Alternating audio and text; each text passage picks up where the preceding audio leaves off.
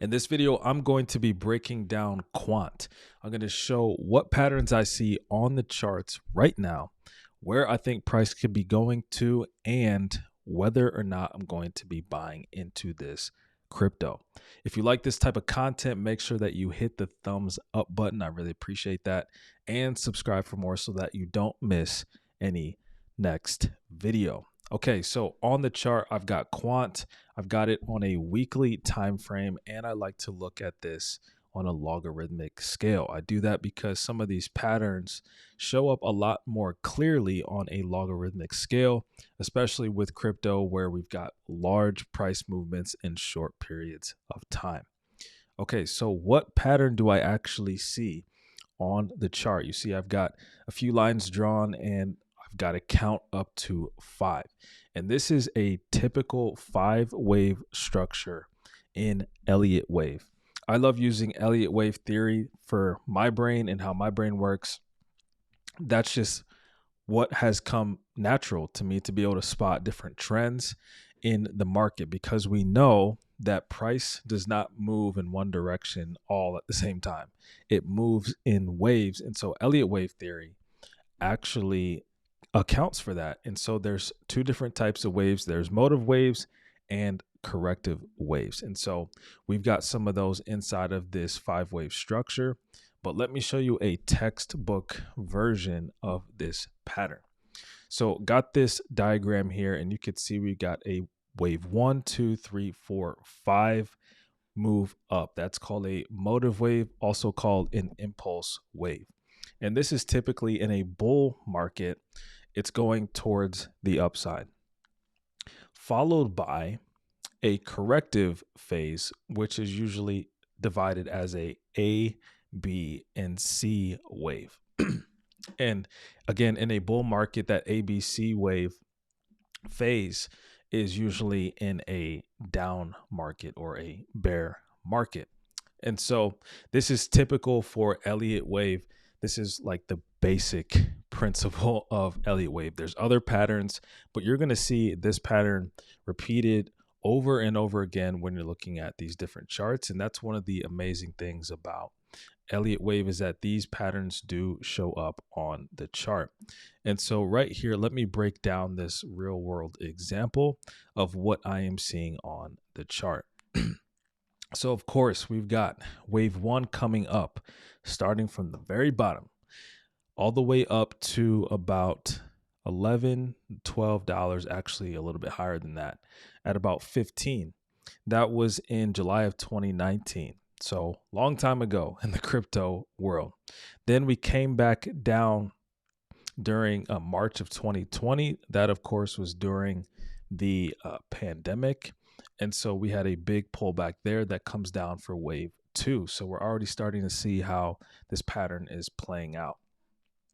Then we get a massive run up of wave 3 all the way up to the all-time high for Quant, which is somewhere around 430 per coin, 430 US dollars per coin.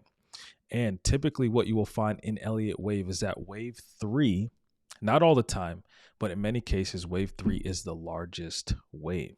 It's the wave that has a lot of movement to the upside. There's a lot of volume, so a lot of people trading it. And we see that here.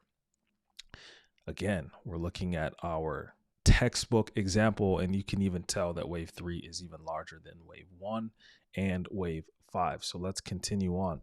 So then we come to wave 4. Wave 4 takes a little bit longer than wave 2.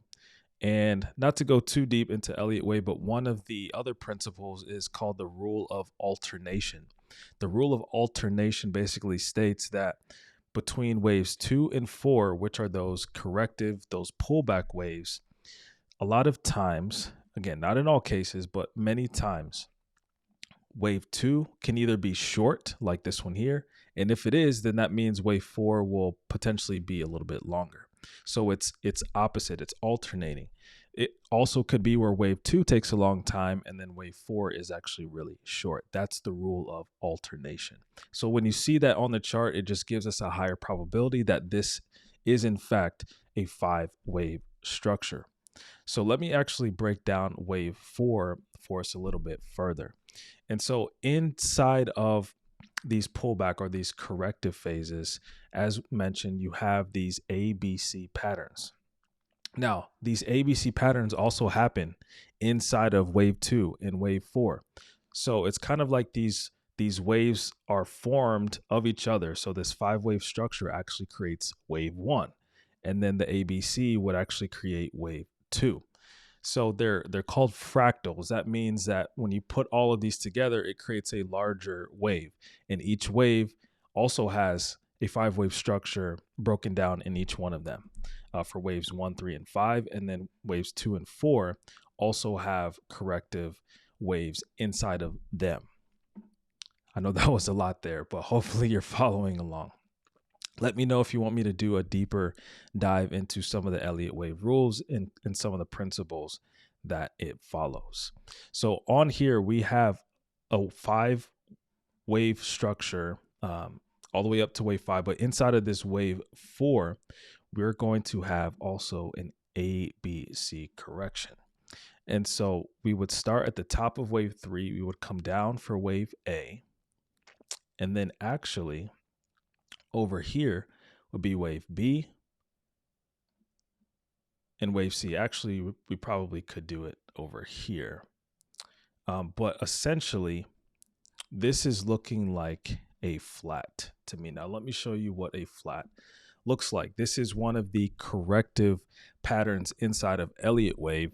And a flat is a ABC pattern. And there's a couple different flat types. There's this regular flat, which is this one, and there's a couple others. But basically, wave A and wave C pretty much come to the same point, the same level. And in a regular zigzag pattern, wave A would be shorter than wave C, but in a flat, it's in the name, it's flat. It almost comes to the same support level. And when you draw a line for this, let me get rid of some of these lines. When you draw the support line, it's basically coming to right around the same level. It doesn't have to be exact, but in this general area, we have price retrace back to, if I could find my my rectangle, price basically comes right into the same area. So that would be considered a flat of a wave A, B, and C. So that also gives us more indication, more of a sign that this wave 4 is complete. And then that would be the start, over here would be the start of what would be wave 5. So now looking in and zoning in right here, I see something that is very exciting to me because it gives us another sign, and putting all these things together just helps us to make a better entry, a better investment decision. And again, I've said this in all of my videos, but this is just for entertainment value. This is not financial advice. I'm not telling you what to do. In fact, I'm just sharing with you what I'm doing, and hopefully you can learn from me as I have learned from many others who also create content like this. So definitely do your own analysis and your own research before making any buying or investing decisions. But what I see right here at the bottom of this wave 4 is this bullish engulfing candle. And this bullish engulfing candle is a candlestick pattern that typically in the right spot will be the start of a reversal. So we have price coming down, boom, right here. We've got this red candle, and then this green candle comes in, basically engulfs the entire red candle. In fact, almost the entire 2 previous red candles before it. And so it's taking out these people who are selling, and these new buyers are stepping in. Anytime that you see that, it doesn't necessarily mean price is going to go up, but when you see it near support, we had this wave 4, which was a flat, this ABC flat, and then we have it near support. This could give us a better chance or a higher probability that price is going to start going up. And actually, we have a couple green candles following. And so I like looking at these crypto charts on a longer time frame, just because I'm not the type of person to be in the weeds trading on, intraday or even, swing trading a few days here and there. I'm looking for the bigger macro trends. That way I can kind of set it and forget it. I want to be able to take advantage of the big moves and not be so consumed with trying to trade all of this. And so I think moving on to where I'm buying in, I'm actually buying in right now. I find this to be a very potent level where we're at, sitting right at $88 or so. And we're only a couple candles away from this bullish engulfing candle, which happened to be right at support. I've seen this on other cryptos in past cycles where we see that bullish engulfing candle in an area of support or at the end of a wave, and then literally price just continues to go in the other direction. So I'm taking advantage of it this time as I'm able to see it in real time and be able to buy in before some of the momentum goes away. A couple other things that I will highlight in this analysis that really give me confidence that this could be a good trade is one is going to be the Fibonacci retracement tool. And Fibonacci is also incorporated with Elliott Wave.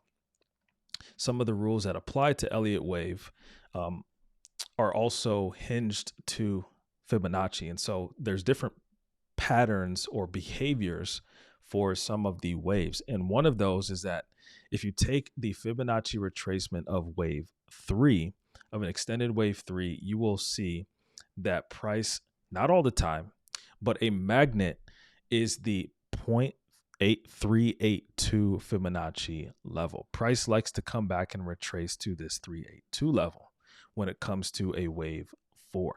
Again, not all the time, but there's countless cases where this has happened.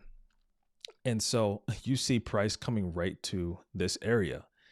And again, it's like a magnet almost. I mean, it's really something, and I can even adjust this a little further to not the actual wicks down here at the start of wave 3, but the candlestick closes. And that brings us actually even closer to this 0.382 level. So that gives me another reason, another confluence to the fact that this is wave 4. And if we are to assume that this is wave 4, then where does that take us for wave 5? One of the ways that I will estimate where wave 5 is going, and one that is common in Elliott Wave, is actually to take the reverse of a Fibonacci retracement from the top of wave 4 to the bottom of wave 4. Actually, let me get this other one out of the way. So the top of wave 4 to the bottom of wave 4. And we're looking at the 1.236 level. That also is, not in all cases, but a magnet for wave 5 when it comes to where you can expect wave 5 to go after a wave 4. Now in crypto, I've also seen the 1.682 level hit multiple times in a wave 5. So I'm actually looking at these two levels. I would almost say that the 1.236 is my target 1, my take profit 1, and then the 1.618 level is like, I'm out. Like I'm getting out. If it goes there, I'm completely out of this one, because it could continue to run a little bit further, but I don't want to be left holding the bag when it comes to some of the price movements that can happen towards the end of a bull market. So I think price could go to above $700 or even to over $1,500 per coin, per quant. So right now where we're at, around 88, if we went to the 1.236, which is for me my first profit, take profit level, that's an 8x from where we are right now. And then if we went to the 1.618 level, that would be over a 17x from where we are right now. And you think, well, that's kind of crazy, or maybe you don't think that is crazy. Some of these coins in the past bull markets have gone absolutely crazy. And if you think about Quant, it has just over $1 billion market cap. And so that's also one thing you need to pay attention to, is how big is the market cap of whatever coin that you're looking at, because just because it has a low dollar amount or it's, less than a penny doesn't mean that it's going to go, to these crazy numbers, because there's a market cap. There's a certain amount of money that's in the coin, and compared to all the other cryptos, it has to be somewhat relative. So $1 billion market cap is healthy enough for it to see a 17x. That means it would go up to about 17 billion.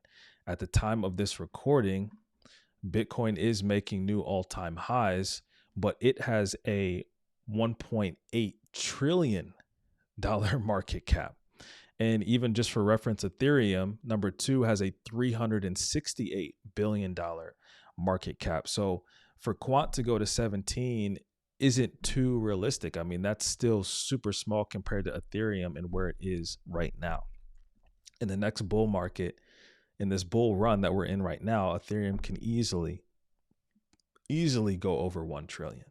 And so you just have to make sure that it makes sense with some of the larger coins, that if you're analyzing a move up, or if you have a price target, that it doesn't exceed what would be reasonable for the market cap. And again, for Quant to have a market cap of $1 billion, it can go maybe even up to 50 billion or something like that, maybe even 100 billion. But I'm looking at 17 billion at this 1.618 level. That would be around a 17x. So I'm extremely excited about this one. I'm continuing to buy in and dollar cost averaging right here around this 88 level. I want to continue to get in all the way up to 100 and a little bit beyond that, just because I think it has a lot of room left to go. But again, this is just for entertainment purposes. Make sure you do your own analysis and research. Make sure you hit the thumbs up button if you like this video. Subscribe for more content like this. I'll see you in the next video.